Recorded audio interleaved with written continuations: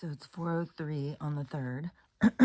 I'll be so curious tomorrow if it's 4:04 on the 4th.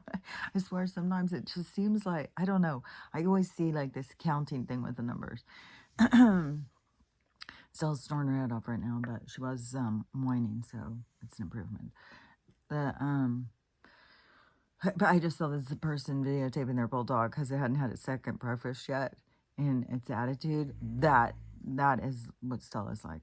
I think that some of these dogs, maybe it's like the same kind of face. Her face isn't as smushed in, but it is, she's got the big jowls and all that stuff, but the same attitude. And then she'll be expecting her second breakfast here soon. And if she doesn't get 2 bowls of food, she feels like just a one meal. She feels like she's being cheated. And she has a fit. She has a little fucking fit about it. It's like, man, some dogs just really, really, really, really, really like to eat. Some dogs you could just leave food down all day long and they'd take a couple, just go about their business. Still would finish that bowl and then didn't want more. So, anyways, but she eats every few hours. It's like every few hours. It's like I've got to be planning the next meal as soon as she's eating. And she could eat a whole, like if you have an Instapot, that whole big pot, she could eat that whole thing herself in one day. I have to make one every fucking day. Luckily, the other guys don't eat on every meal, and I'm curious to see, because now it's like a week I'll be having Ruthie. Yeah, because today's Friday. Next Friday, I'll be on the road. So I'll probably get up early like this, do my recording, and then go. I was even thinking about, like, if I load the stuff up fast and I get the stuff really loaded quick, maybe I'll just go ahead and leave. I don't really want to get there in the dark, but it would be kind of good if I could get there. But then I've still got to sleep on that fucking air mat. See, I want to get there and get the room set up so I can sleep on the bed because it's an air mattress right now, which they are not comfortable to me. And then I have to make the whole bed up. I don't know. I have to see. Like, I think, because I'd have to leave by noon. Yeah, because it's like 7 hours, 7 or 7.5 hours, and that's just in a car. So the because I thought it was like 6.5 hours. Why was it 7? I don't know. I'll have to look at the navigation thing again. Probably just be smarter just to leave Friday morning, just Thursday afternoon after I finish loading everything up. Just rest and get ready, and then Friday morning leave, and then I should get there by early afternoon, and then I can move that stuff, get my bed in there, and but then the next day I will be going and picking up Ruthie, and then as soon as I get her the next day, I want to leave and head back because it's only a couple more days till I get the big old truck. So anyways, that's it's I don't know, everything feels like it's like picking up steam. Everything's going faster and faster and faster. And yesterday, boy, that did kick my ass. I still have got hair all in my eyelashes and my mouth and my, oh my God. We did this big German Shepherd mix with Great Pyrenees or something. And so it's a giant ass dog and really sweet, beautiful dog. But it had this big undercoat and it was so much hair. And the grooming thing was getting the hair out. I mean, she barely got any hair trimmed. It was all just this brushing. Oh my God. I could not even believe how much hair. And I didn't have glasses or goggles or anything. I still got hair in my eyes and my eyelashes. It's driving me crazy. But I had to sit there and brush it. But this dog alone was an hour and a half of just brushing and brushing and brushing and washing and brushing and then drying and then the hair's going everywhere. And then when I was washing it, I had to put on this shampoo that's anti-shedding. Well, and it has to sit there for 10 minutes. I thought, it's just like a conditioner or something. Nope. It's something that it makes the undercoat hair come out or something. So there was more hair. So brushing and brushing, you wouldn't believe how much hair came out of the dog. Its coat looked so good by the time it left. But the all the brushing, all the hair going in my face, and then the dog took up the whole friggin' tub. And so you have to turn it to wash the other side, turn it to put the conditioner on, turn it to, and the dog was so uncomfortable, poor thing. It was like, especially an hour and a half, it was so fucking sick of it. It was like, it was so fucking done. I was done. It was done. And so anyways, that was, and I took Archie. I took him to get a bath. His bath took like 2 minutes. And he did make the bath water really dirty. So he needed, I think I'm going to take Max Tuesday to get a bath. And then I'm sure he's just going to be dirty right away. Especially because their little yard area is just dirt and gravel. And then when we get over there too, it's going to be the same thing, because he's going to have to go in and with his tractor and plow in that whole little area that's going to be their little yard to get rid of all of the thistles and stuff. Which I would like to be able to just go in and buy a bunch of sod and put over it. But I don't know that, if that would just still have all of the stuff would just grow right in it, all the thistles. Because I could pull the thistle plants as they came in. Just pull them and pull them and pull them, because they don't sticker up your hands so much. But then the other plant that has all these hard, things, these little hard, I can't think of what they're called. But they are rough, man. And my shoes, when I walk, you can tell that you've stepped on a zillion of them, because you can tell when you step down that there's something on your shoe. And then when you take your shoes off, which you can't just walk through the house, you have to take your shoes off at the door, or pull all the thorns out. And there's so many, and they're so hard. I can't get over how Archie and Max just go walk through it. Stella, she's like, hell no. And so I'm kind of thinking that Ruthie will be the same way, because she also has like big paws, which my niece has sent me some pictures of her sitting there with her brother and her mom. Makes me so sad. I sent them to one of my daughters, and she was like so sad too. It's like, oh, she's gonna be so sad. So when I pick her up, I'm sure she's just gonna be a wreck. And then she's gonna come back, get overwhelmed by these guys, and then I'm gonna take her again, go do that for a few days, come back, get them. So she's gonna be there around them again. One of the days I do have to go. I could always take her with me too. Maybe give her a bath, take her with me when I go to the groomers, because I'll have one. This week I got 2 times, and then I have one more time right before I leave. And then I got to go do some shopping and get some stuff that's around here so I can take it with me. Moving is so complicated, I swear. Even when you're just not, you're not moving all the way across the whole country. You're just moving a few hours away. It's still like, oh my God, I've got so much to do. So, anyways, that's how my mind's going. It's like, it's constantly, it's either picturing where I'm going to put stuff, and then all of a sudden remembering I got this, or I'm picturing how am I going to get in the truck, and just drive me crazy. I even told my mom the other day, I said, could I just leave all my paintings here until spring, and then I'll come back and get them, and leave them upstairs in a room? And she said I could. But I said, maybe there'll be a lot of room, but still there's not until he builds that thing upstairs. And I kind of need to, I don't know, they kind of need their own little closet area or something. And the room he's building me upstairs is going to be my closet. So, or I don't want to call it my closet. It is like my dressing room. So, it's going to be all taken over by paintings if I don't know. That's the thing. I just need a house. That's what I need. Just a regular old house.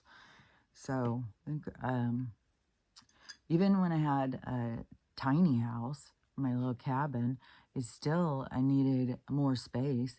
Oh, something I saw yesterday? Oh my God. I have no idea about this. So, and it's over like in other continents. So it's normal. So I don't want to be mean.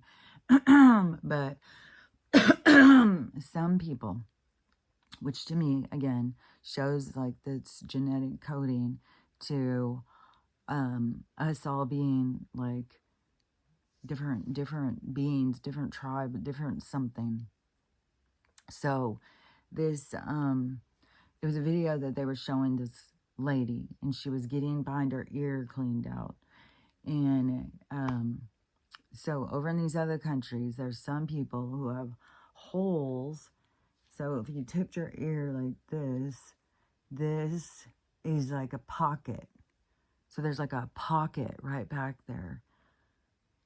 Oh man, even when I feel back behind mine, it's just all fucking bone. Not even a spot where it like sinks in. So, so anyways, they have this pocket thing back there, and they have to go in and have it cleaned out, and they can get these kind of like sinus kind of clogged up or something in there. And so I saw somebody clean out yesterday, and they were in this area, you know, it kind of reminded me like if you go to the fair and they have like these areas set up, you know, come up and get your neck and your shoulders massaged in their fancy little thing or something. So because it sounded definitely like they were at a fair, because there was this thing going overhead, and there was more chairs because there was 2 kids also getting the back of their ears cleaned out. But how much stuff was in this lady's, oh my God. Oh my God. And it looked so intense while they're sitting there pulling this stuff out and digging into this hole in the back of her. And I had no idea what it was at first. I was like, is this some weird practice? What are they cutting through the back of her ear and then trying to clean out inside? I was like, how is this working? I don't get it. But then I was reading that thing, and it's like, no, some people in Asia and I don't Africa, in the continent, I don't know, it was 2 continents, that they have, there's a whole bunch of people, and they have these holes behind their ear that they think is like the evolution of gills. So that they had, like, as people evolved away from amphibians, that they were left with these gills behind their ears, and they have to go get them cleaned out because they have, they can get clogged up. Oh, Lord, hers was clogged up. Oh, God, he kept scraping and pulling this shit out and pulling this shit out.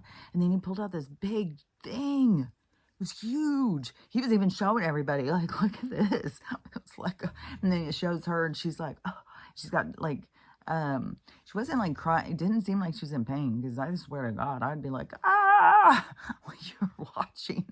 But, so it must not have a lot of nerve endings in there or something, but seemed like it was making her eyes water. So I don't know. It was like intense. Never seen anything like that before. It was like, oh my God. But again, that shows like that there is a whole bunch of different creatures out here. That we have like these genetic links to these other kind of tribes and these other beings and stuff. And they go way back. Like, because why wouldn't we all have it? It's because we're not all the same. Which, there's also a video I just saw. Hold on, let me drink this.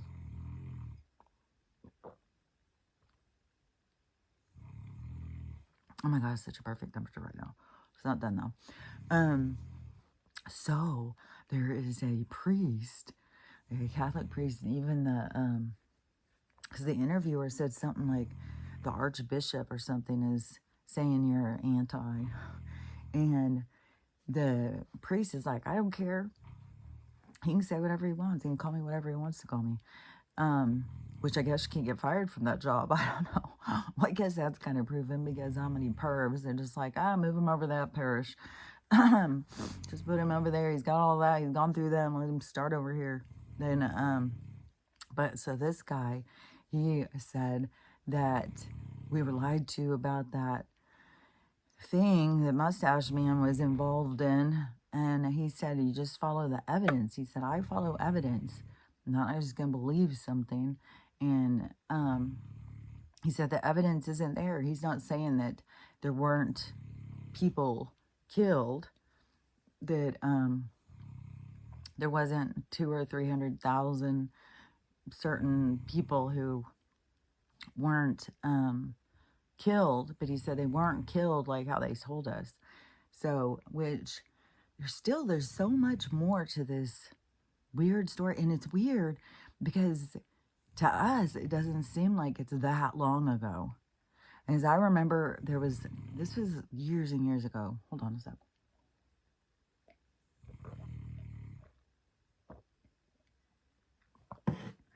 So years and years ago, there was something going around, and I had no idea where it was coming from. I think I was a young mom. I think I was in my 20s, maybe. I could have been in my early 30s. So funny, too, because now I look at, when you turn 30, you think you're so old. Now, when you get older, you look back and you're like, oh my God, 30s, you're still like a kid. I have a couple daughters in their 30s, and they think they're real grown up, but I just look at them and it's like, they're still so young. They're still like a kid. I think when you hit more 40s, you start coming into like, okay, now I'm an adult. I'm not a kid. I've gone through some shit. But in the 30s, you're really just starting to go through some shit. You're starting to deal with adult things, adult problems, but you still have a long ways to go. But anyways, so I think I was still young like that. And there was one of the Oscars.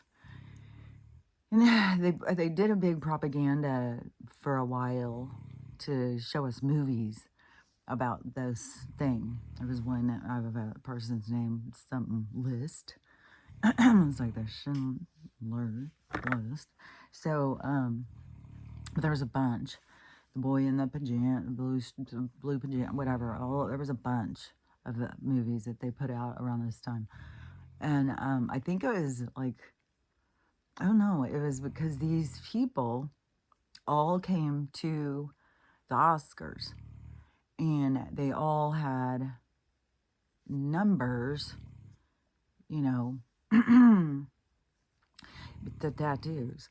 And so, and that is a part of the sign of this situation happening. I mean, but right now, they want us to also, carry a digital sign. So, do we really know what this number situation was? And where it came from and stuff, because none of us were there. But then they marketed as these people were all there and that they had this and that they were here to tell us that this was true and that this all really happened. And then they bring them into the Oscars and have them, and everybody's cheering for them, and all this stuff. And I remember watching it. It was emotional, you really felt for these people and stuff, and all the support, and thinking about as a child, what a terrorizing situation and stuff. But, now knowing how much Hollywood is just propaganda, is, it just is like, what better way to push a theory into, let's push it at the Oscars. So anyways, which all the time, since who, that's a part of their speech practically, fuck him and let's get rid of him and stuff like that. So, which is, I don't know, the whole thing's so fucking weird. I meant to look up something before I started. Dang it, I didn't. But anyways, because there's a thing on Richard Gere right now, and I'll talk about that in a sec.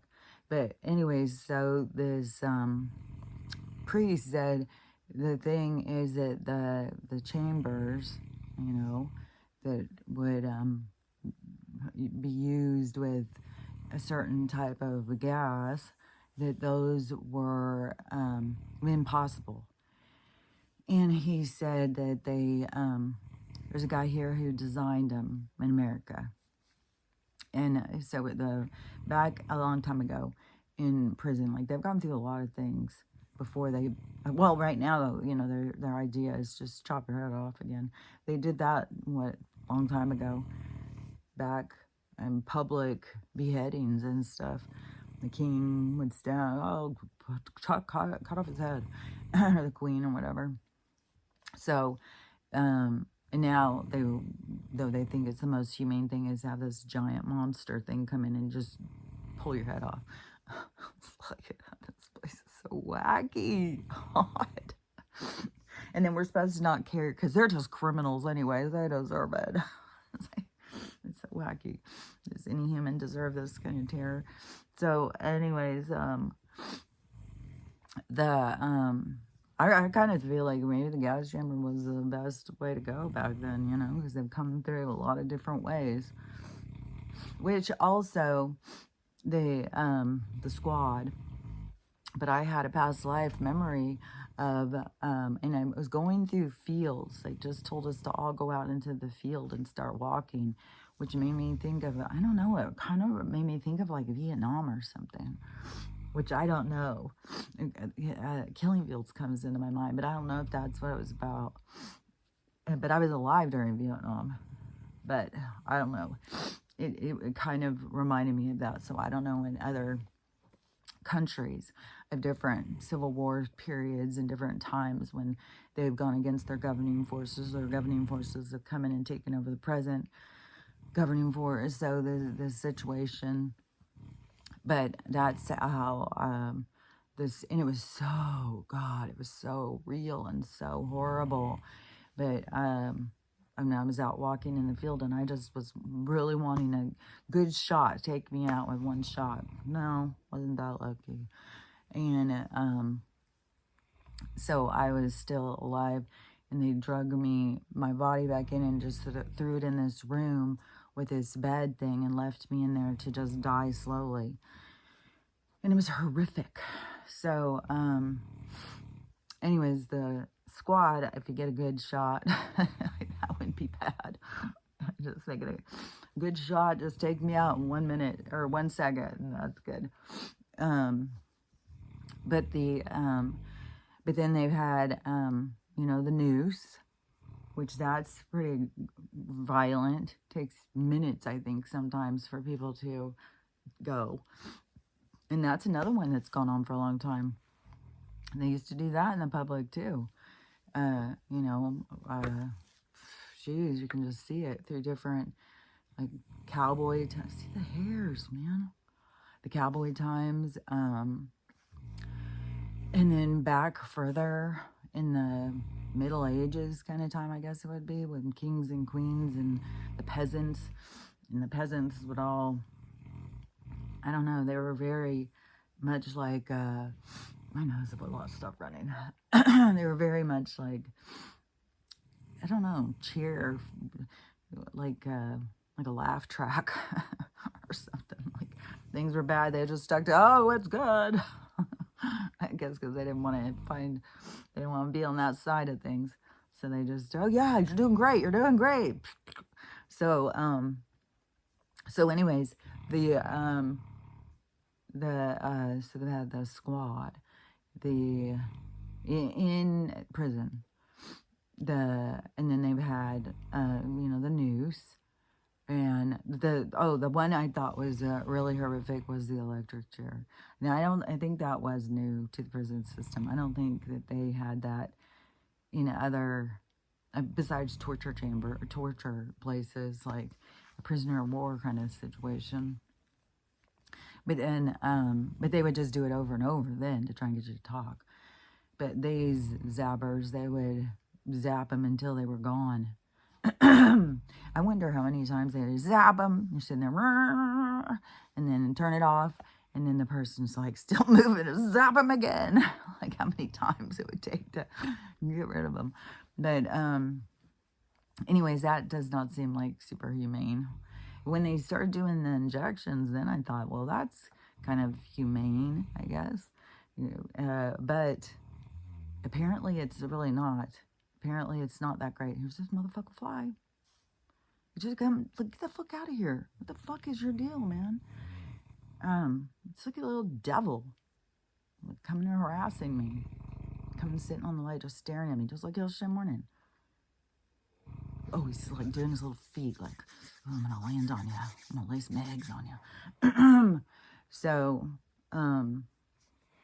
anyways, but then they did the chamber, which, you were listening to this guy talking, I was like, well, that seems you know, kind of like what I'm talking about. You know, I would go start the car in the garage. I'm kind of putting myself in a chamber. So it seems like, well, that might not be the worst way to go. I don't know.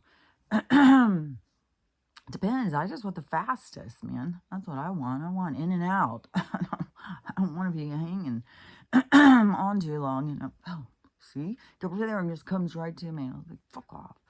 Then, so anyways, so this guy though, so the guy who invented those, his hair is just never gonna fucking stop. Be hairballs. There's no telling how much of it was. It was so much. I just can't even express how, like, it was like so extreme, like a fucking nightmare. Probably hairball. Especially once it was washed and we started trying to dry it. Oh my god, it was just hair everywhere. And you're combing it, trying to get it all out, and you're just taking handfuls and handfuls. It was like we were filling up a bag with handfuls of hair. It was so, ugh. It was so, and she wears glasses, so it wasn't going all in her eyes. And I was like, oh my god, my eye. I had to take a shower as soon as I got here. I was like, I gotta wash all this out of my face. And it's still coming out of my mouth. Anyways, so he said the guy who had built him here, that for the prison system, that he went over and looked at that, and he said that what they're saying is impossible. It won't work. And so there's lies. And when there's lies, you know, why? Where, you know, what's going on here? And, you know, just like, yeah, your husband comes home and he's lying to you about where he's at, then you're going to be like, well, why would he be lying? What's he really doing? So that's the thing, is like any of us who's been lied to, then we know, like, well, why would he be lying about it? What's really going on? And so he said that in order to use the stuff that they said, that stuff is so poisonous that, because apparently they said they'd put a couple hundred people in this chamber, and then they would turn on this stuff and, you know, gas them, and then they would all fall down and die. But he said that you wouldn't be able to do that because you couldn't go in and get the bodies out because the stuff would be trapped everywhere. And as soon as you walked and moved somebody, you would also go. He said it's so highly going, you know, it would take you out in a second. And he said even if it was to go down and fall on the ground, just you stirring it up, walking, you would be gone too. And he said, so it's impossible. What they're saying that they did is not possible. He said you have to have this huge chimney thing that's got to be sucking out, which then you think like, well, if they were sucking out this huge amount, wouldn't that just go into the neighboring areas? Like the whole thing is weird. But yeah, so he said that that's not possible. So there's a lie right there. So this priest guy is saying, like, you know, I don't know what's going on about it. You know, I'm not anti, like, but I'm saying that didn't happen because it's impossible. It's not set up. He said, and besides the fact that the door has to be a certain seal, because anything would escape through it would just get everybody in the other room. And he said that when you go on the tour, that they do not have it set up like that. It's not right. And so, anyways, just more lies, more odd things of like, which I've been saying for a long time. I think that this situation in regards to Mustache Man and stuff is like not what they tell us. I think there's something more to the story. And then, you know, I don't know. I don't know what the whole story is. It's odd. And then it leads to them taking another country's territory, pushing them into a certain area, like imprisoning the people from that area, taking their land, And then building themselves up, and then even going out and saying nobody can talk bad about us, or you're an anti, and we'll come for you, and we'll get everybody else to come for you too. And it's like, that's extreme, isn't it? And then, you know, when your leaders are out there saying, ah, yes, we'll just chop them up into the leftovers, so, chop us into sausages and stuff, and grind them. He says, the way they talk, grind them into sausages and meats and sell it to them, and I'll watch them eat it and crack up the whole time. So, yeah, I don't know still what's going on, but something weird. And so, yeah, I saw somebody from, you know, the progressive side sitting there talking about, you know, how this Donald is definitely like another second mustache man, and saying all the stuff about him, that what a horrific person, you know, and all the stuff he did. But then, you know, like, look at how opposite they're looking at Donald.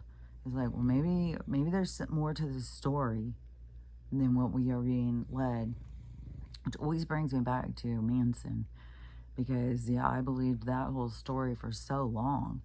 I mean, fuck, I didn't know this, the 3 letters with the C was selling, or not even, let's just say distributing certain things to test and see what happens. Well, we see what happens. And people go and start. And then how much of that also at that ranch where they like doing skull, mind to skull or whatever communication, where they are putting it into their heads, you know, of what they need to go do.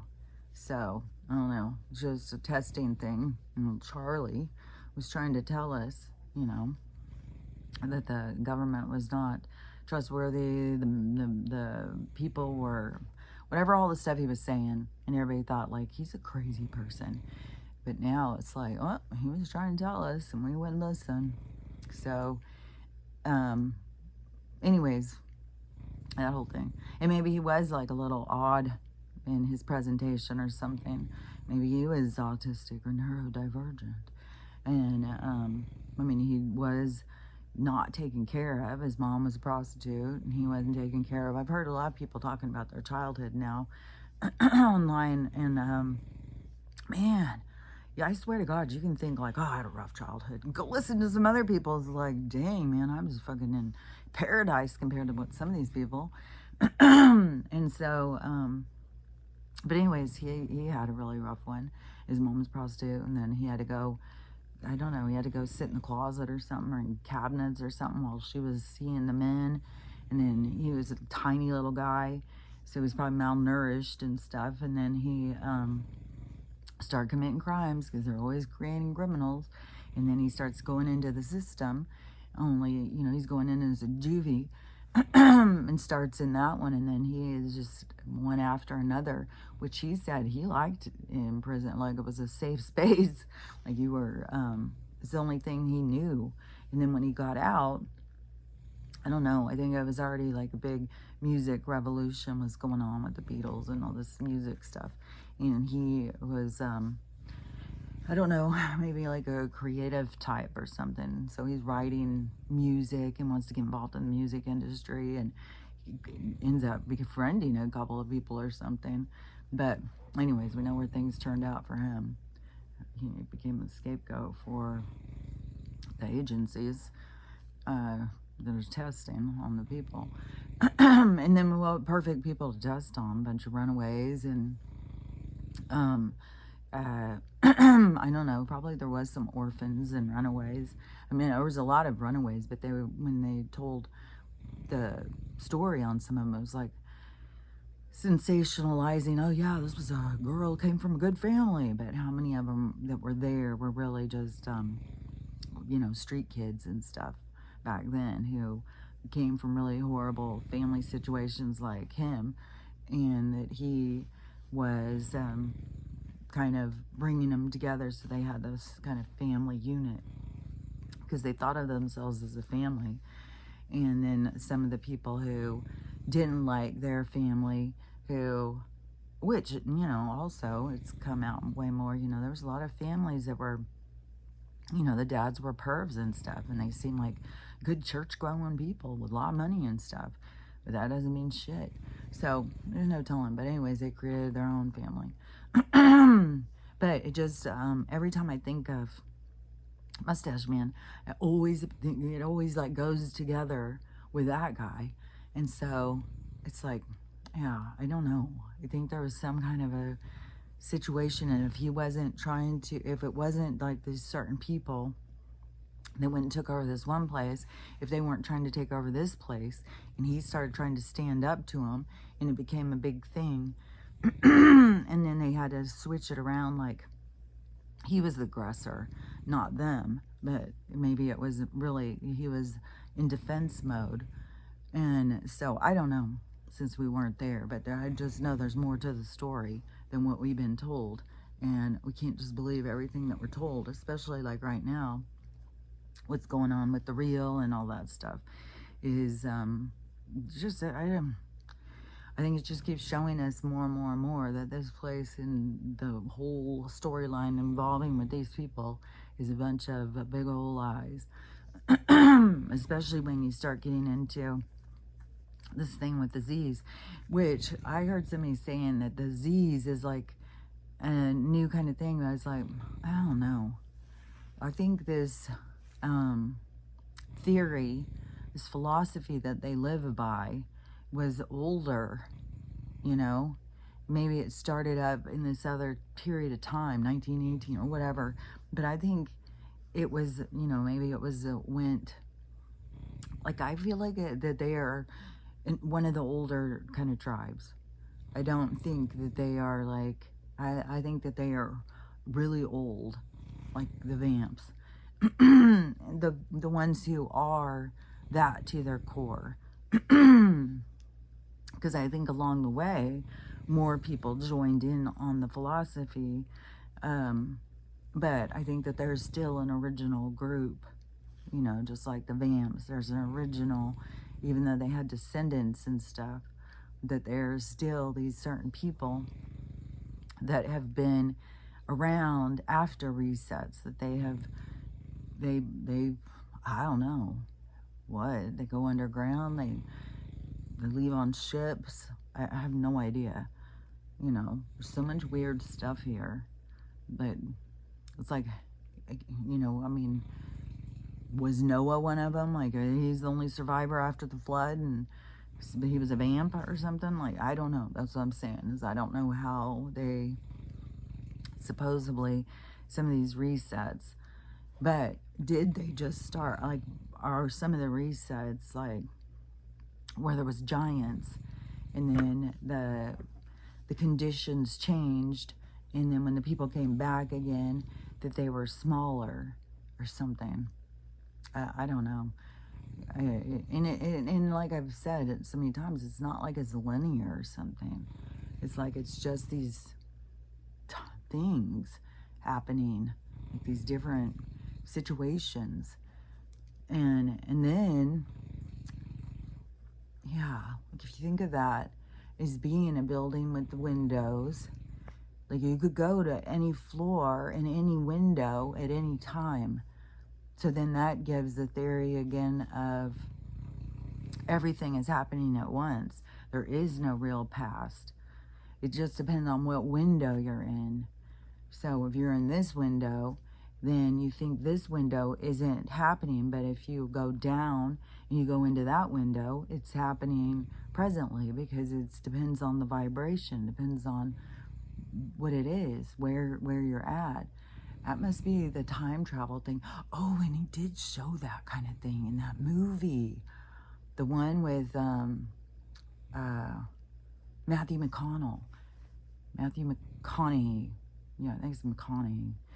I think that's who's in it. I don't know. I think I've seen it before, thinking it's Matt Damon, but I think it's Matthew McConaughey. And he's like this electric engineer or something. And then I don't remember. It's like, you know, the governing forces need him to do something, go up and work on something or something. And then he goes, and then he goes into a different dimension, and he can't get back home or something. And he's trying to get back to his daughter or something. But he's in this other dimension thing they show him, and he's like going through it. It is like, because before I saw it kind of like the honeycomb, which is still the same thing. So it just depends on how you see things. So you could see it as the honeycomb. You just go from this one to this one to this one, and it's all these different realities. But how I've been seeing it is this building and all these different windows. And so in that movie, he's trying to like go down and go and try and get in this certain window, but still, even when he can get towards her, she can't hear him or see him because he's in a different vibration. So, but the way that they show it in that movie, it does, when I'm thinking, I'd have to go in and watch it again, and I can't think of what that movie's called. What is it? Because the one with Leonardo DiCaprio, when they're going, and that's something with these different realities, the reality starts to crumble. But I think they do it kind of like you can go into these dreams or something, and then you can make it like a reality, but then the reality will start to crumble. Can't remember what that's called, but I swear it starts with an I. Insurrection keeps going to my mind. The erection, but I can't think of what it is called. Not insipidus, something, but anyways, but in this one with Matthew McConaughey, I know he's trying to go down and he's trying to move it. It is like he's going from one window into another window into another window or something, which that's what I'm seeing is like a building, and then all these different windows, but they're all different. Because if you went into a building, you went on the 7th floor, and you're up there, it's its own reality going. But then if you go down the elevator, you go to the 2nd floor, it's a different reality happening. And it has nothing to do with this one. So it's totally different spaces and time. But when you think of it on the level of space-time, and you think of different realities, and like the giants over here living in these giants, some of them, I don't even think that they had some of those buildings. I don't know. Like, but some of those buildings could be from that time, but there was definitely giants in that time. But that one video I had seen the other day that guy was showing, I don't know, could have been at times when they made those kind of buildings, but who knows? I don't know. But like you could go into this one, and there'd be giants, and then but they were like these warriors or something, and gladiators and stuff, and they didn't live in these fancy ass buildings. But then at some period of time, maybe they took over, and and all the people died, and there was giants, and they had these big elaborate buildings. I don't know who the hell could conquer the giants, unless it was just a reset and they played it out, and then it was like, let's do something different. And so that, just like this period of time is ending, so we run out of cookie dough, we're ready to move on to the next. So so each window of time has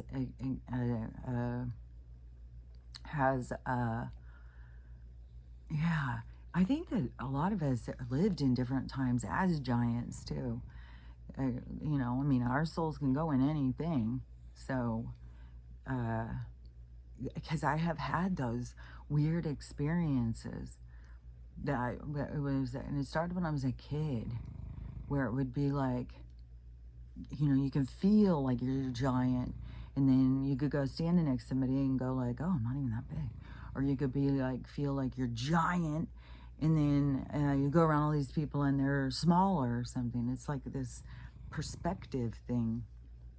And so with her, what, I don't know, that's a whole thing. That's weird. Just sometimes what comes across the screen is just so weird, because it'll kind of because it was this girl jump roping, but the way that it was, like, she was huge and the scene was small, and everything is by perspective. And so but anyways, though, everything is by perspective. And so, like, if you were giant, you wouldn't think you were giant because everybody else was giant.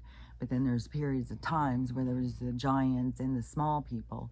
And then I think there was even different sizes, you know, because it was different, like, tribes from different colonies from different space times.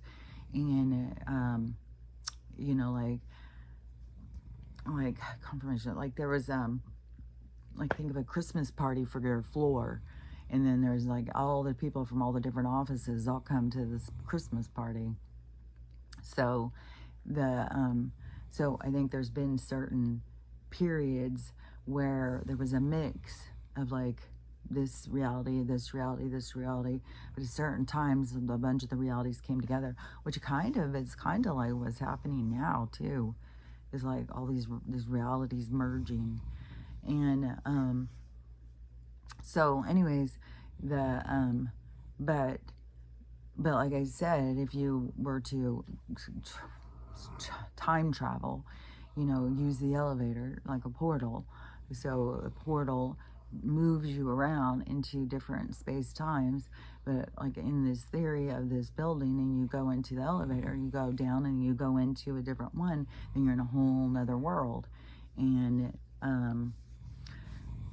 but I don't think that there was just like one period of time where there was giants. I think that there's been different ones. But so let's say if that may have not been the vamps how like we know them, and maybe they were like original giants or something, and then somehow they come back over and over into all these different ones. Somehow they get into all these different realities, but in this one, wherever they're at in their evolution, they depend on our energy, and the way that they get their energy is through our what would you call that, because it's like our factors, our organs and our serums and stuff like that. So they need stuff that we have, that we live off of. They need them. They need the stuff we have. So, because they're like relics, I swear to God. And they've been around a long fucking time. But you know, space-time is so weird that it's hard to, and since it's not like linear or something, it is like, it's hard to put it all together of how, you know, like, well, that was at this time, that was at this time, that was at this time. But really, if you go into the building, you go through the elevator, you can go into any of them. So there is, it's more of the vibration. It's more of like tuning in to that space-time. And portals or elevators is how you would move through. And so, but as we evolve through these next times, which, you know, I still don't know, you know, if shit's about to go down, and we won't start evolving in certain ways until the separation occurs. Like, I don't know if this money thing isn't going to change until after, you know, this is just going to keep dragging and dragging and dragging.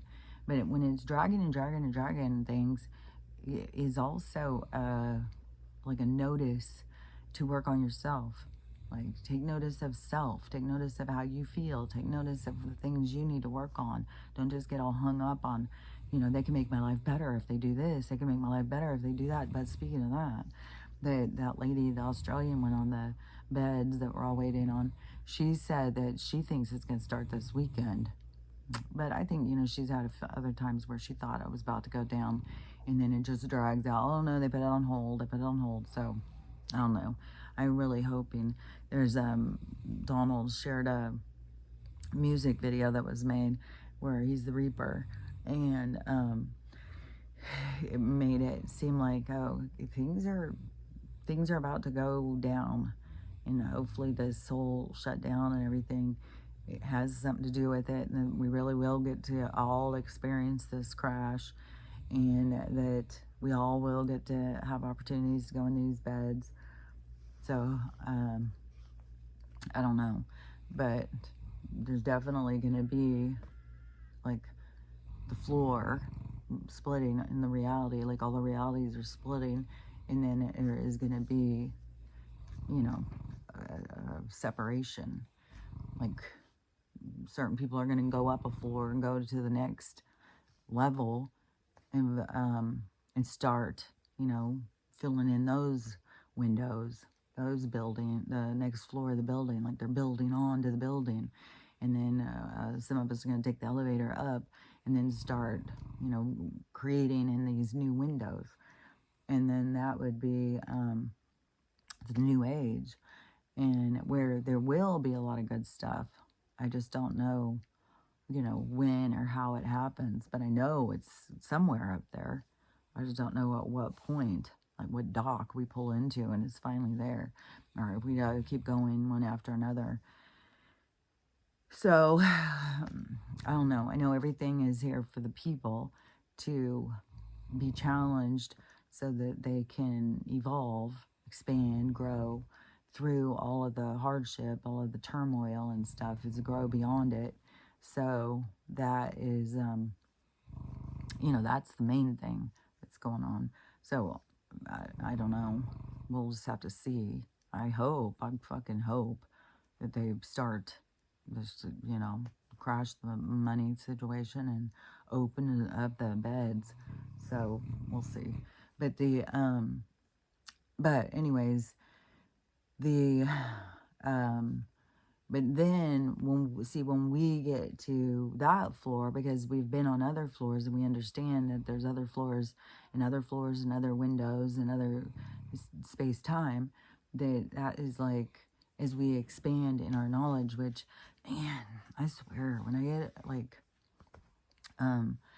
yesterday, just at the groomers, and the music's going, I'm listening, like, you're so unworthy, you're just a rotten piece of shit, face the facts, you have no value unless, but your Father in heaven, he values you, so focus on him.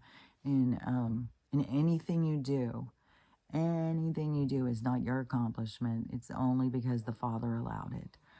It's like, oh my gosh, I think so differently. And so I was contemplating that whole theory, and I was like, God, man, the way I look at things is it is like anti something else, but it's what is that? It's something that certain people would say, because it's like against God himself or something. And it's like, no, I just don't believe that that is the correct way to look at things. And then I started thinking, so how would I say that then? Like, how would I even explain things to somebody? And I was like, oh, so it's kind of like a science theory. Then I was like, wonder if that's what the whole thing is with Scientology. Like, I don't know anything about that, but I know there was certain times where I thought Ron L. Hubbard, or whatever his name is, I thought he seemed to be more evolved. And isn't he something to do with that, the beginning of that that philosophy thing, that way of life, which is, I don't even know, because any of this stuff starts getting real weird. So I don't know, once it's, becomes a cult or something, then I don't know. But anyways, when I was thinking about, like how I think differently, like it's, you know, it's not because God allowed it. It is you, and people need to claim their own successes and feel successful and feel like you're doing well for yourself and stuff. You can't just, the same way as people want to, you know, Jesus to save them and take away all of their things that they've done wrong. It's like the same kind of thing. It's like, well, the things that you do right, you need to own them. You need to be like, yeah, I was putting all my energy towards this, and I was, you know, that you. It's not just God finds favor. Oh yeah, you kissed my ass enough, so I find favor. It's not like that. Which also is so built on this concept of this king being over you, which James, the king at the time, who did the editing of this version that everybody relies on so heavily, that isn't that kind of like the same thing? The king find favors. You've done enough. Take a knee, you know, and then you can go forward. I'll allow you to have that piece of land over there. You know what I mean? It's like, I don't know, because it's so different how I look at it. And then when you, if you were trying to tell people, it would be, you would come across as like you were anti-God or I don't know, because there's some phrase that they use for people who don't take a knee to God or Jesus or whatever. I can't think of what it's called, but I would definitely be called that. And, but anyways, when I was hearing that stuff and I was thinking, man, it is so, so different of a philosophy of how when you're a certain level of spirituality, I would guess, of where it is like this combination of science and spirituality, kind of, because the science behind, you know, what goes out comes back to you. What you throw out comes back to you. The way the natural occurrence of movement and energy. So I would have to say there is like a combination between science and spirituality. But it's but anyways, I think that as we progress, that and we start to have a recognition of the depth to life and energy and all of that as we go forward, and the quantum, I think, theory of things that brings us into this other level of existence, that has to do with like what I'm talking about. Like that is going to be like the next floor is going to be more observant of those philosophies and theories of the marriage between energy and the natural way the energy works, and our adaptation to our own being energy, and understanding, you know, more how we work in the bigger scheme of things. So yeah, it's funny because in the schematics of energy. So yeah, it is kind of you know, that's the next level.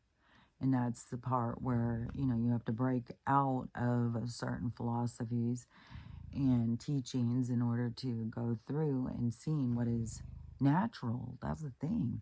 It's like, it's not like a made up theory. It's like a mind opening and expansion of seeing and moving out of propaganda or programming and into, you know, the truth behind the science, the truth behind how things work, and the observation of the fact that you are energy, you have a soul. Your soul is what's real about you.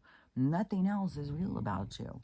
Only your soul. Everything else is to do with going into a costume to go in and experience the role that you're playing, because you learn from every role.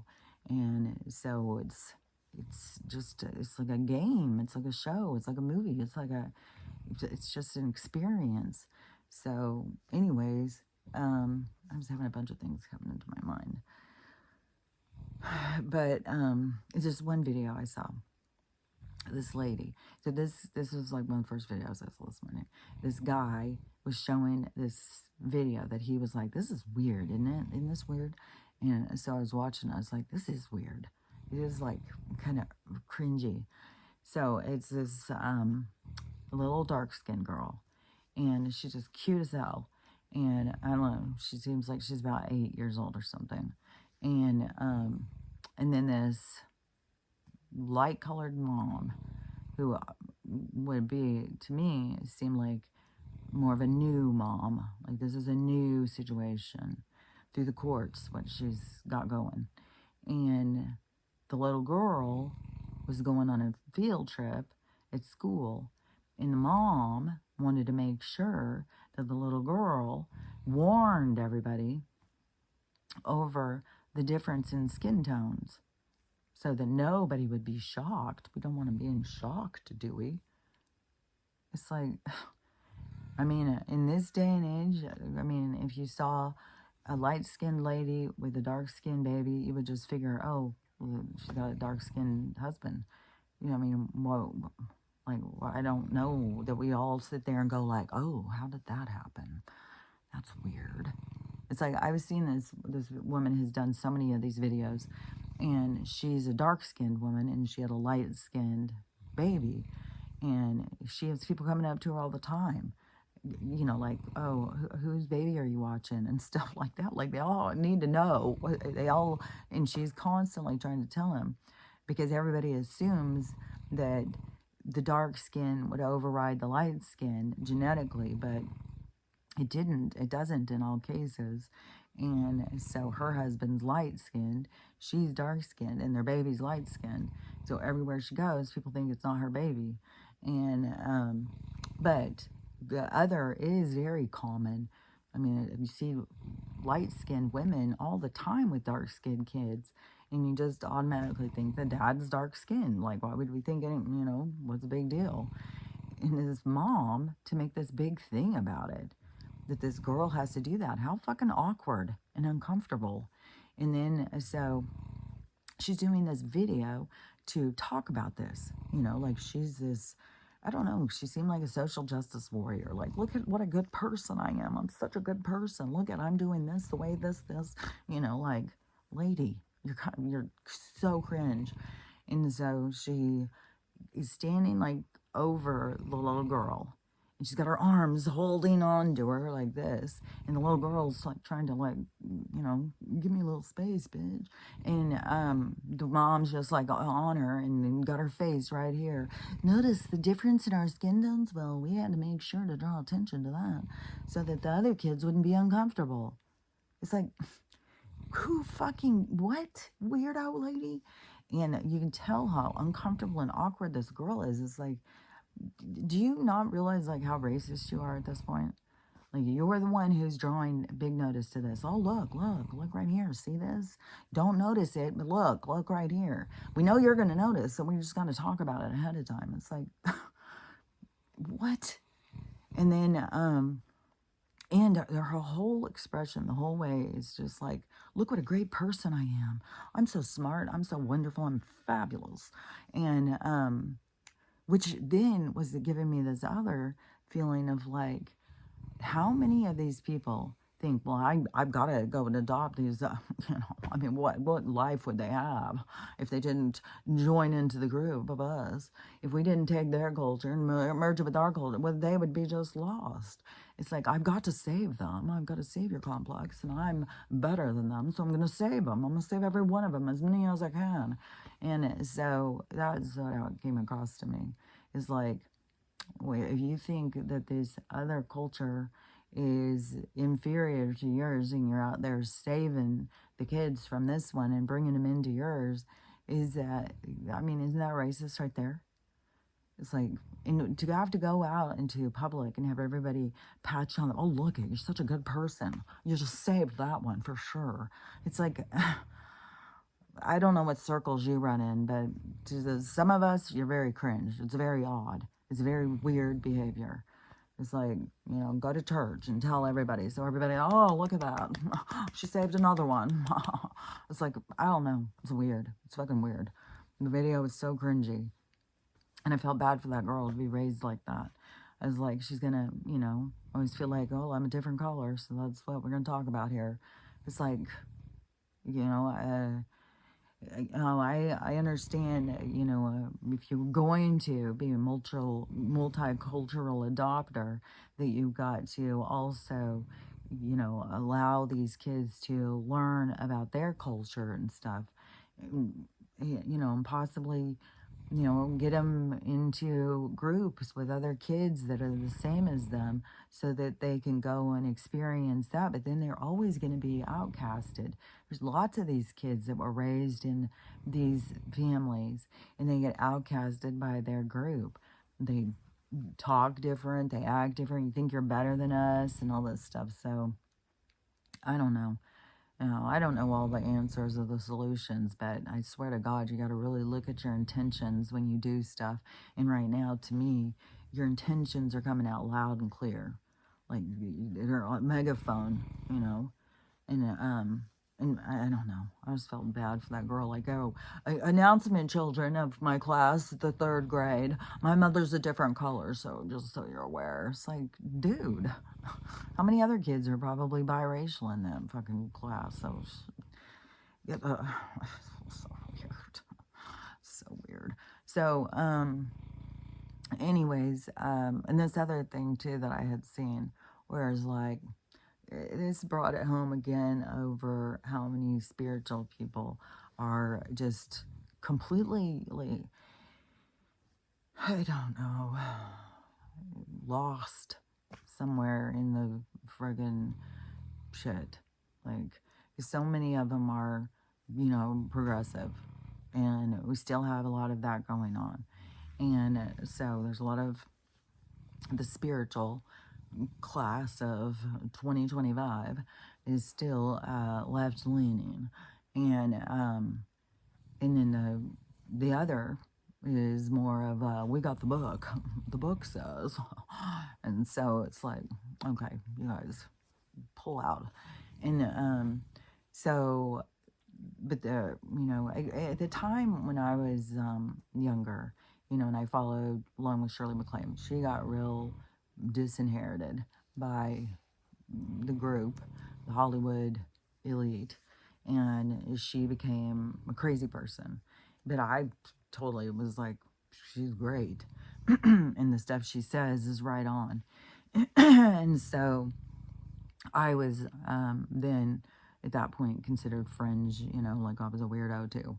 And the and then, along the way, because like I said, you try and explain to people, and people will be like, well, like I've said this so many times, it's like on repeat.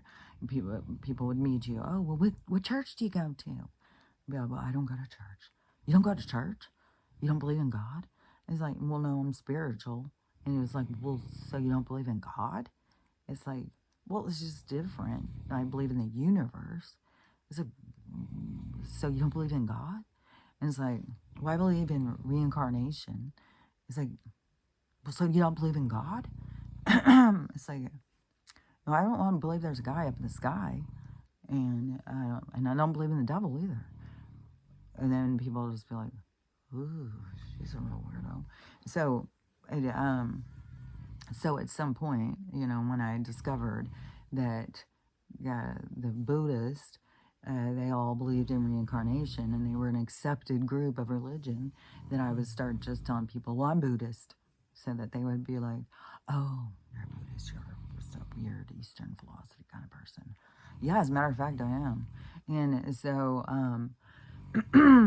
so I started using that as like, I don't know, the shield. It's like, oh, look, this is what I am right here, okay? It's like, I know you need to label me and figure me out, so this is what I am right here. I even had, I left my Buddha at my last house. I let him retire because he was kind of falling apart, but I had a giant laughing Buddha out in front of my house. And he got moved so many times, and he was super heavy.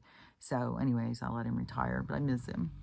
I may have to get him a second, bring in Buddha 2.0. But maybe I should go back and try and get him. I don't know. He's probably gone. but I wanted him to get to retire in the woods, looking out into the trees as he was disintegrating. Anyways, the but so back then there was there wasn't a lot of people on that side, and they called us New Agers, the people who believed different outside of the context of the propaganda that we were taught to believe. And so we were called New Agers, and we believed in aliens and weird shit like that. And I was like, I think at some point too, I'd just be like, oh, well, I'm a New Age person. Or I got called New Age a lot of times. So, anyways, I was just one of those people. Shirley MacLaine was one of those people. And that it was, you didn't go out and meet a lot of those people. Like, not like nowadays. When people wearing, we got the merch, we got the crystals, we got this, we got that, like, hey, look at me, I'm freaking spiritual. It's like, it wasn't like that back then. It was very, like, everybody went to church, and you were an oddball who wouldn't go to church because you didn't believe in God. Or like, you're evil to the rest of the world. And so, when you're trying to tell them, yeah, but the world isn't what you believe. Like, and you don't have to worry so much. You're born lots of times. You're like, try and, get in touch with yourself so you can remember. And, but anyways, there was another person who came along at some point, Richard Gere, and he went in that direction. And he started going out into, like, I remember he went and lived like with these monks or something for a while. And it seemed like, oh, look, he's bringing a lot of attention to accepting more Eastern philosophy in the Western culture as being an acceptable way to live and still be considered, spiritual or godly or whatever it is that you weren't accepted because you didn't believe in the practicing influence of most of the people in this Western civilization. And so anyways, he brought a lot of attention to it. It seems like, I don't remember exactly when this was, if it was pre or post gerbil, I don't remember, but it was somewhere back there. And he went and he lived with these monks or something and was learning. And so anyways, I always have thought of him as being more deeper spiritual, like he probably meditates and stuff like that, all the way back, and so and wouldn't just go out and say a bunch of fucking bullshit. But now I think different. It's like, and so this is the part I forgot to look up that I meant to look up beforehand, because I wanted to look up, does he have a new movie coming out? Is that the deal?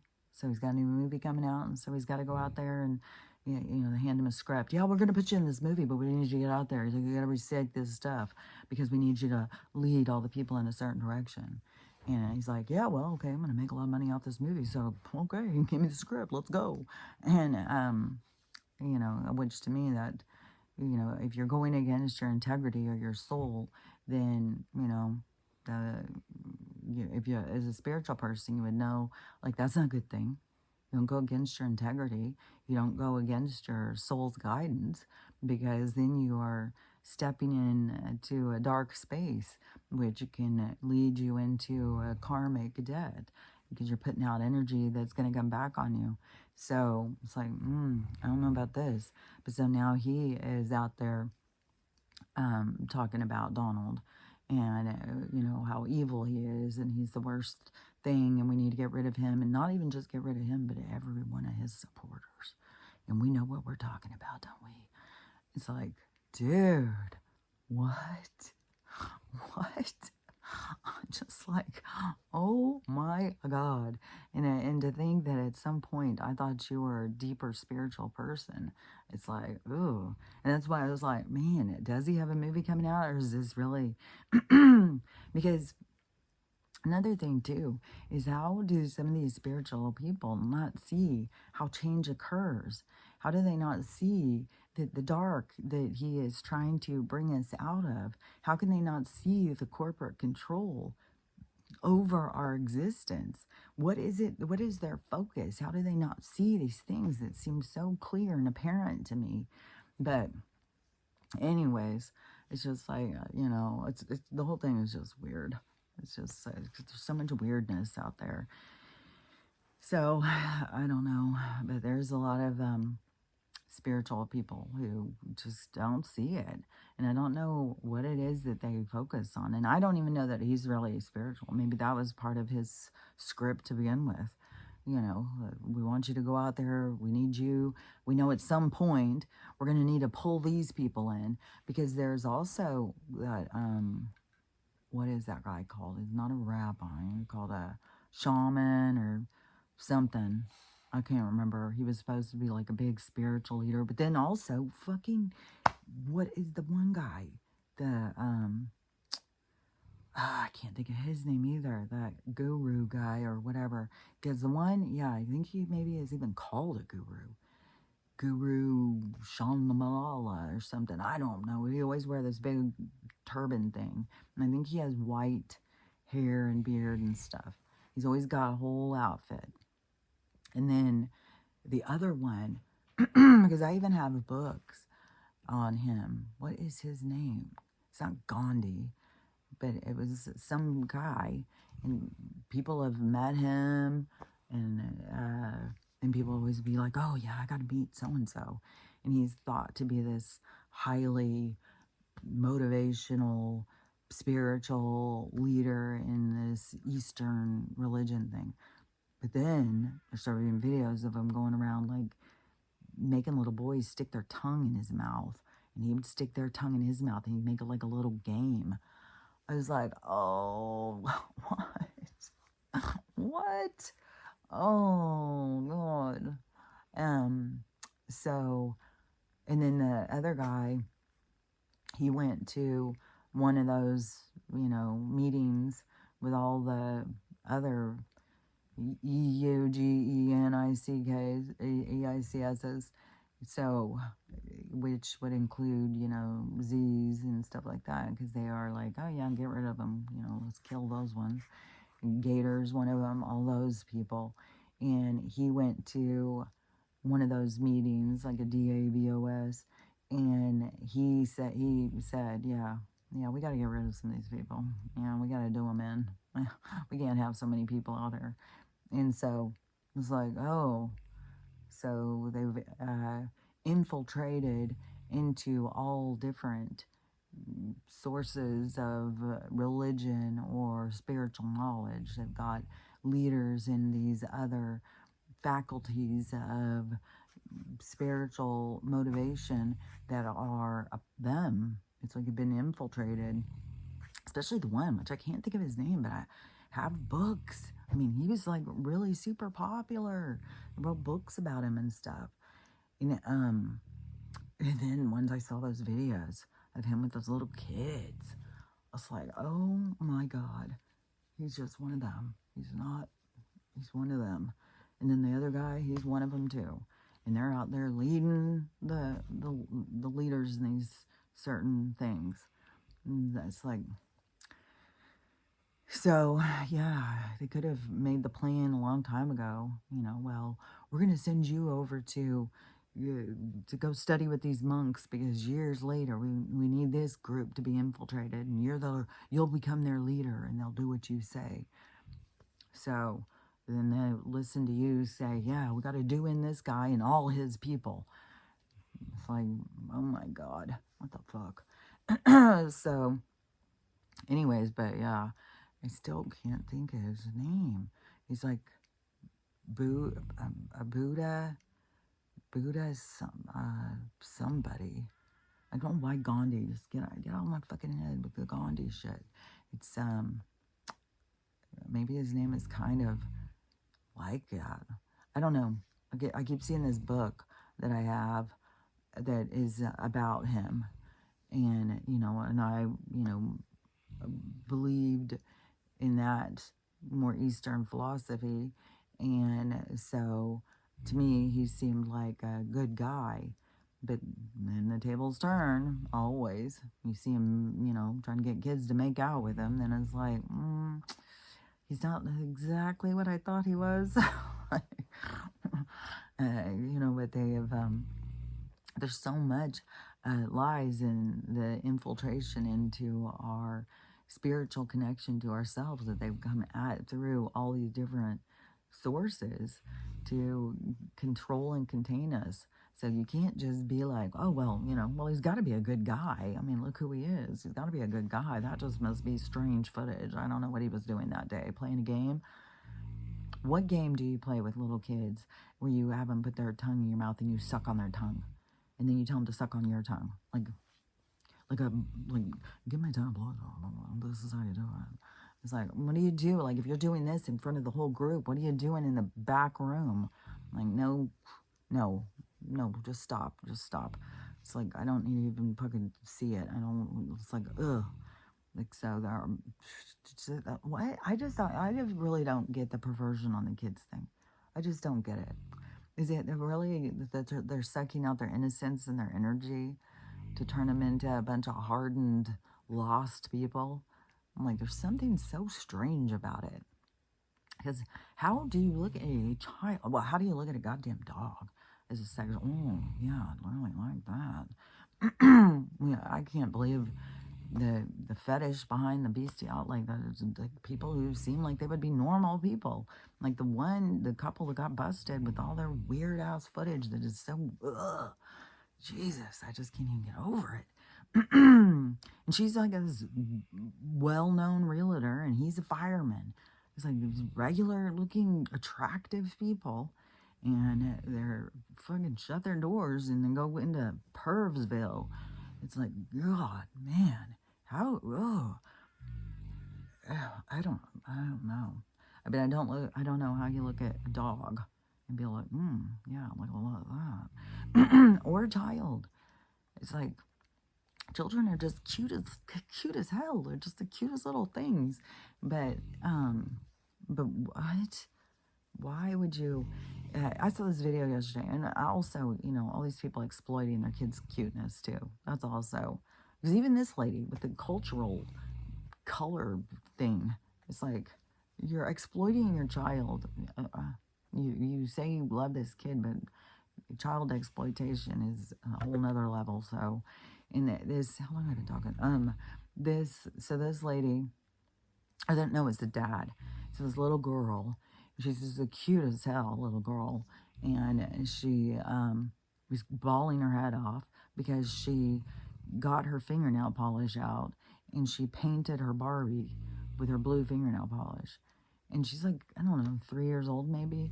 And so the dad, get the camera, let's get out here, let's, what is that when they do it in the movies, when they put the lights on him and they gather around him. So that's what it seemed like to me, what they're doing to this little girl, interrogating this child. So she, she's bawling her head off, and they got the phone, got the camera right there, so you can witness it yourself. And she, why did you have your fingernail polish out? And why were you using it in your room? Are you allowed to use it in your room? Where are you supposed to use it? Outside? Yeah. You're not supposed to use it in your room. So why were you using it in your room? Why'd you paint your Barbie with the freaking blue fingernail polish? And the little girl's bawling her head off because Barbie told me to. Barbie kept saying it. She said it 100 times. She wouldn't stop. And I told her I was going to get in trouble. And she kept on and she kept on. And she told me she didn't care to paint her with the polish. And the little girl is just distraught over this. And it's like, that's the thing. It's like these people need to recognize somebody is really talking to your child. Your child is being talked to. I was being talked to when I was a child. And I've talked about it before. That is the, that's what my whole opening to this whole other world became. And when your kid is saying Barbie was talking to her, you got to listen. You got to listen when they're saying, that their friend, Joe, he's in my room. He plays with me. And you're like, there is no Joe. There is nobody in your room. Tell me the truth. Who did that? And it's like, listen to your fucking kid. Like, come on. And so she said Barbie told her, to paint her blue. Well, when I went in to go get that water for my brother, And I heard, you know, put the soap in it. And then the other side started telling me, don't put the soap in it. You're going to get in trouble. And the other side is like, no, they shouldn't be telling you to go in there and do that. You can go and put the soap in the water. That'll teach them. Put the soap in the water. And you're like, and then the other side's like, don't put the soap in the water. You're going to get in trouble. And then the other side's like, no, put the soap in the water. And so this is back and forth, you know, I'm listening to each side. And then I'm like, okay, well, I'm putting the soap in the water because, yeah, this is bullshit. and then I go out there and then I get in trouble. And then the other side starts telling me, I told you you would get in trouble and you need to listen when I'm telling you, know, and all of this whole thing where I was like, you know, at the time, because I only knew of God and the devil, that's what I thought was it was God or the angels and the devil or the demons, you know, it was like these two sides were battling. And I could hear them and they were talking plainly, clearly. And so that's all I could see. I mean, and the emotions this girl was, you know, the emotions that she was feeling. And, you know, nobody's listening to me. Barbie motherfucking told me what to fucking do. It's like, bet your ass Barbie. She would, you know, think it's Barbie, you know, and Barbie is telling her loud and clear, you know, paint me with the thing. But the thing is, which I've noticed with some kids, is they get the dark, they can hear the dark and it's loud as fuck, but they can't hear the light. And the light is that's why the light is this whispering in the back of the room. And right now there's so much dark, but bet your ass that kid can hear shit. And that kid has an awareness that a lot of people don't have an awareness of. And then these kids get born to these parents that have no awareness. I was told, you know, I've been told I talk to the devil and stuff like that. But anyways, I just really felt for that kid. Because I was like, well, I fucking know Barbie told her. It's like if the parents don't know, and they're making this big exploitative interrogation video to show, you know, I mean, she was cute as hell, but still, it was like, you know, I don't know. Jeez, things have got to change in this world. There's a lot of change that has to occur, and people have to I don't know, just if the parents were more open-minded and were like, okay, well, when Barbie's telling you to do things and you know that it's not, you're gonna get in trouble because she told Barbie, oh, I'll get in trouble. And Barbie said, I don't give a shit. Do it. Do it. Do it. Do it. And she's like, she kept saying it. She wouldn't shut up about it. And the kid and the parents want to think like, oh, their little girl's just a good liar. She's just making shit up on the fucking on the go or whatever. She's got no problems coming up with lies. It's like, no, start believing your kid.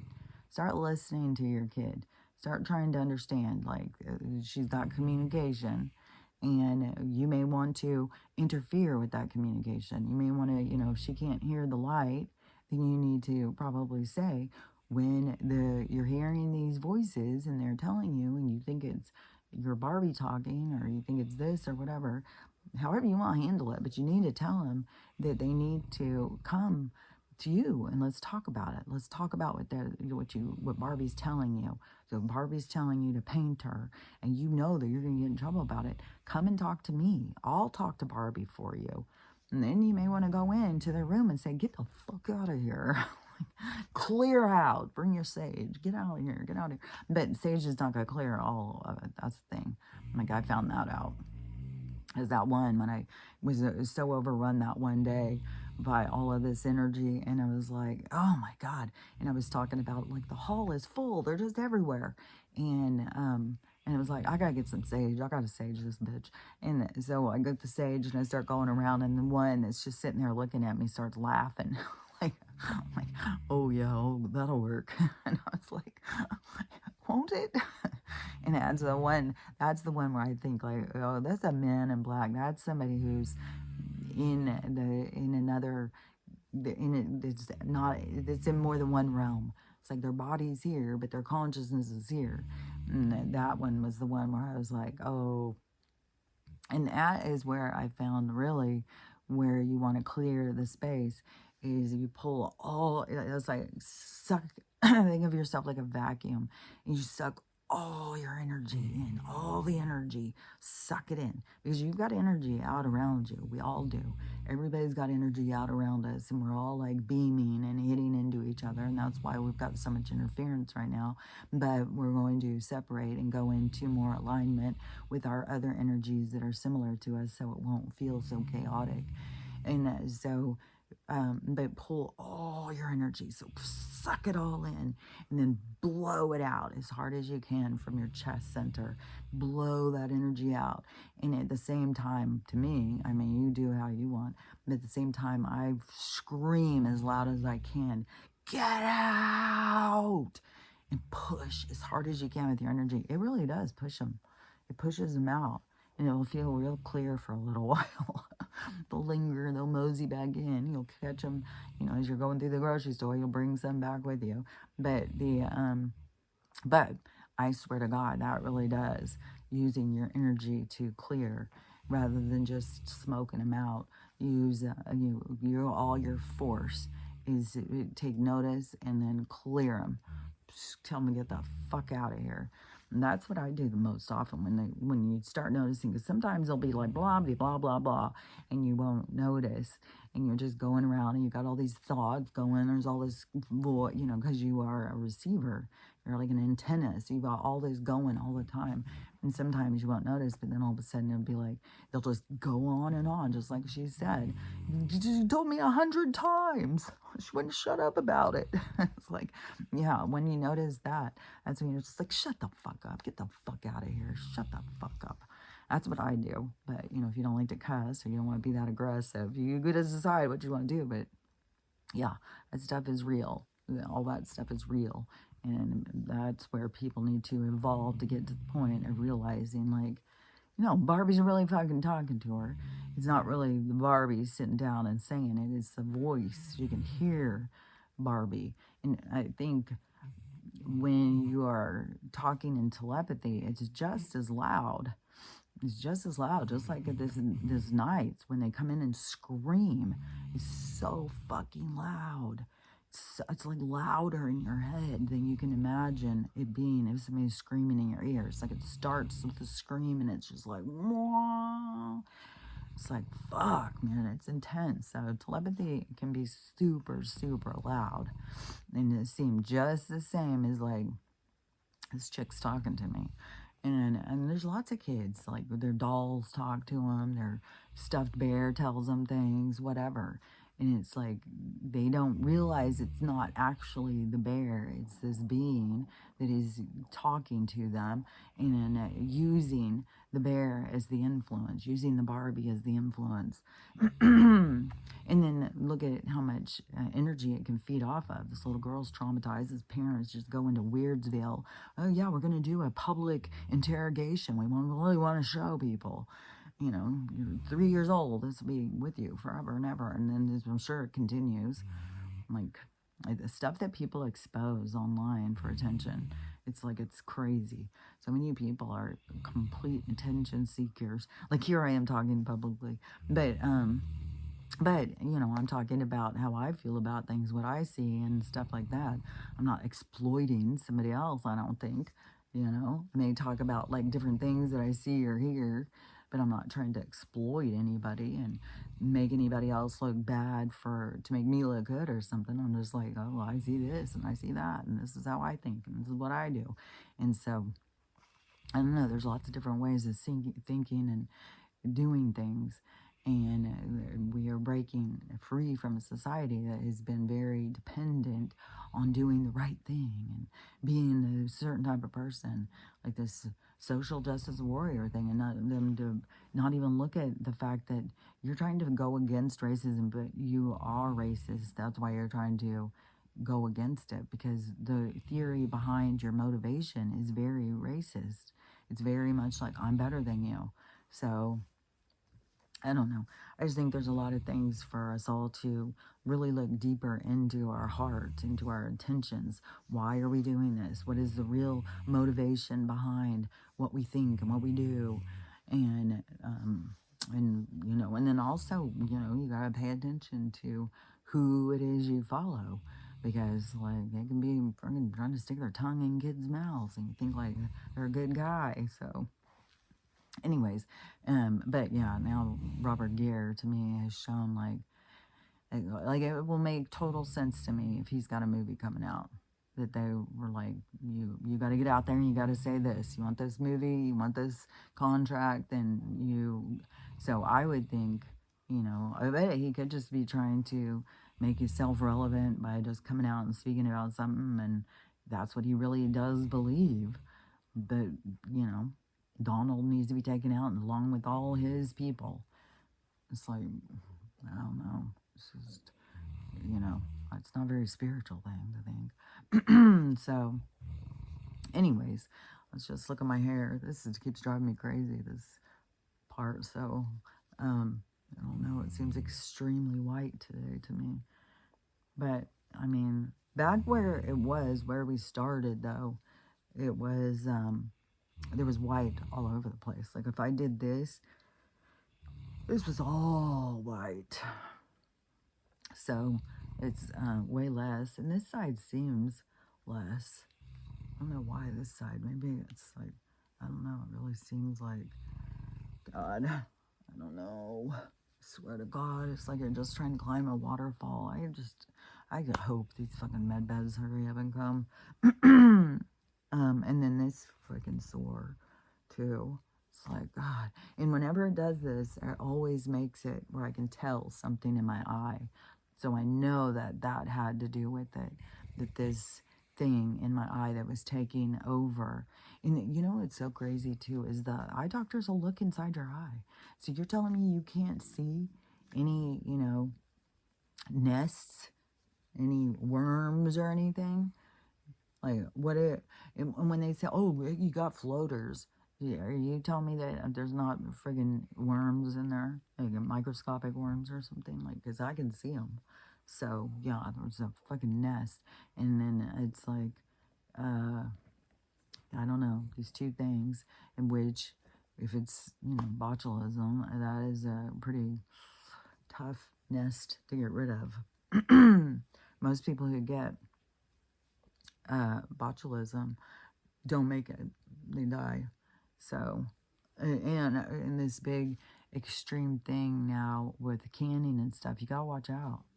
Especially if this winter you're gonna be eating other people's canned stuff, because seriously, you don't normally live if you get botulism. So you gotta really watch out. And that is such a big trend right now of canning and jarring and stuff. And that's where it comes from. Unless you get it just, to get rid of wrinkles. So just shoot it right in my face, doc. So I don't know if it just seems like to me it's not like extreme changes, because I still see every day I will see several people who will be like, oh yeah, look at what's grown in a week. I've got a whole new head of hair in 2 weeks. Took 2 weeks. Now I've got, my hair is down to here. It's like, okay, I don't even know. Like, it's just extreme. So anyways, just gotta show all the time so you guys can watch the progression, and it's not me just telling people like, oh look, I grew this tooth in 2 weeks. So that's where we're at on that. So there's still a deep hole too. It still has a long ways to fill up in there. And it obviously goes very slow. It's a very tedious process. Just like this whole awakening is very slow and tedious. But it really is fine-tuning us and getting us really to get to our best vibration. It's like, tuning a violin or something. Really fine-tuning where we are, our tone. And each situation that happens kind of changes our tone a little bit, because it makes you look at this and look at that, and what about this and what about that. And so there is a lot going. The only thing that I can just see in this whole thing is like, it's all bullshit. It's like bullshit. We're surrounded by bullshit. And there's so many people, you know, talking about Erica. And then some people, like in the comments, they're just like, oh, how dare you? Everybody mourns differently. She's not mourning, that's the point. Like, she doesn't seem to be bothered in the least. And it's like, you know, we're in a big expansion at this point, and get your merch. It's like, okay, so we're just profiting off of somebody's tragic death now. This tragic thing happened, but let's profit off of it and turn it around. Sell the merch. Let's make this a good thing. It's like, okay. Like, I think this is all a big fucking show. And I definitely think the reason she's not mourning is because he's not gone. And some people are saying it's because she's involved. So, and I mean, there's people going back now that she's also a Yahtzee spy. She's blue. She's like all sorts of stuff. Like I don't know. That's the thing. It's like there's so much nonsense and bullshit out there, and it's all a big fucking show. And it's like you just gotta watch shit play out. You just gotta watch the show. That's all I can say. And who knows? Who knows what's gonna happen today? Who knows what's gonna happen this weekend? I hope some shit's gonna go down today, and we're gonna be in the med beds by Sunday. Like, it'll be a good thing, even though it will really suck for a lot of people. But I don't know. I really am anxious for the money crash. I'm really anxious for things to change. I'm anxious for and another thing too is every fucking thing's a conspiracy. Everything. There's no, I don't know that we live around anything that we have not been lied to about. It's like every fucking thing is just lies, lies, lies, lies, lies. And I've got to figure out something to eat for breakfast because I haven't even, I don't know. I keep making cookies. I don't even know if that's the good thing to do. It's like, it's really, to me, is whittled down to, because I don't even, I mean, honestly, I would say that it's so different how I used to eat than how I eat now. And I really would like to get into being more of a brethren. Like, is the food messes with my stomach. It's like, and I don't know if it's because of all the toxins and you're vibrationally, you start not being a match for the toxins. And so the toxins start really making a problem for you if they're putting more toxins in. Or, you know, I don't know. I just don't know.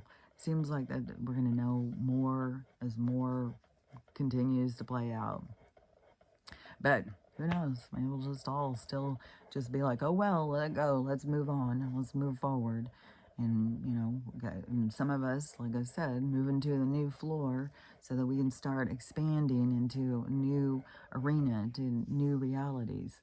And some people are just going to, it's not like go down, but it's just going to be staying in the same kind of vibration because they can't break out. Like, you literally have to break out, but they've got so many people trapped in this vibration through I mean, there's so much hold on people's spirit through religion. It's like, you know, you think you're worthless. You don't even like yourself. You're dependent on someone to save you.